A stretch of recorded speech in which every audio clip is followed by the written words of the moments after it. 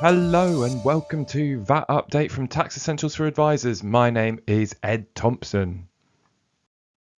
In HMRC news this week, we're looking at two updates. First, some changes to the guidance on VAT recovery where a business doesn't hold a valid VAT invoice. And second, the much anticipated detailed guidance on VAT recovery for pension fund management by sponsoring employers. In case law, we'll be covering a decision on VAT grouping, specifically what counts as having a UK establishment and why that matters. And finally, our VAT tip of the week is one for charities, focusing on their reverse charge obligations when buying in services from outside the UK. Plenty to get into, so let's dive in. In HMRC news this week, we've had a small but actually quite important update on HMRC's powers to accept alternative evidence for VAT recovery. As a reminder, the default position is simple. To recover VAT, you need a valid VAT invoice. But HMRC also has discretionary powers to accept other evidence where an invoice can't be obtained. That discretion has been under the spotlight recently. One of the most notable examples is the hotel beds judicial review case in the High Court. In that case, HMRC refused VAT recovery because the business had systematically failed to obtain VAT invoices. But the court was strongly critical of HMRC's approach, and HMRC appears possibly to have taken that on board. The latest guidance removes the old line that VAT recovery can be denied where a business has systematically failed to obtain a valid VAT invoice. That's gone. And in its place is a softer, more nuanced statement, essentially saying that HMRC will consider exercising its discretion even where there's a repeated failure, provided the specific circumstances justify it. It's a subtle change, but it signals a shift towards perhaps a more reasonable case by case approach. And for businesses that genuinely struggle to obtain VAT invoices through no fault of their own, it's a welcome development. In our other bit of HMRC news, we've finally seen some long awaited detailed guidance on VAT recovery for pension fund management costs incurred by sponsoring employers. This all follows a policy shift HMRC announced about a year ago.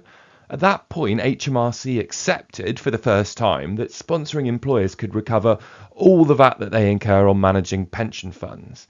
Historically, HMRC only allowed the employers to recover VAT on the administration of pension schemes and not on the asset management element. So this was a significant change in principle. Now, we have the detail on how HMRC intends to apply that policy in practice, and it's a bit of a mixed bag. On the positive side, the guidance does open up new routes for employers to recover more, and in some cases potentially all of the VAT on pension fund management, and that's clearly welcome. But there's also a note of caution. Under the previous guidance, the position was relatively clear that a VAT registered employer could recover VAT on the administration of the scheme even where the trustees contracted for and paid for the services, as long as the employer held an invoice in its own name. The new guidance possibly appears to tighten this. So, while the policy shift is broadly good news, the practical application might require some careful review, particularly around contracting structures and who is actually receiving and paying for the services. Definitely one for sponsoring employers and advisors to look at closely. In our cases news, we've got a case on VAT grouping and what it means for an overseas company to have a UK establishment. So one of the core conditions for joining a UK VAT group is that a company must be established in the UK or have a fixed establishment here. And if the overseas company does have a UK establishment, then in principle, it can join the VAT group. And because of the way the UK VAT rules work, the entire legal entity, including the overseas head office, is then treated as part of that VAT group. And that can create opportunities for VAT savings, particularly where services flow from the overseas head office to UK group members. And in this case, the company was in the process of setting up a UK branch and wanted to get VAT grouping in place pretty urgently. But timing was everything. And the first tier tribunal had already found that at the point the application was submitted, the company didn't yet have a UK establishment. Now, the upper tribunal has agreed with that analysis. But there's also an interesting twist. The upper tribunal disagreed with the first tier tribunal on a potentially important point. So the FTT had suggested that if the company had had a fixed establishment, HMRC wouldn't have been able to reject the VAT grouping application using its protection of the revenue powers.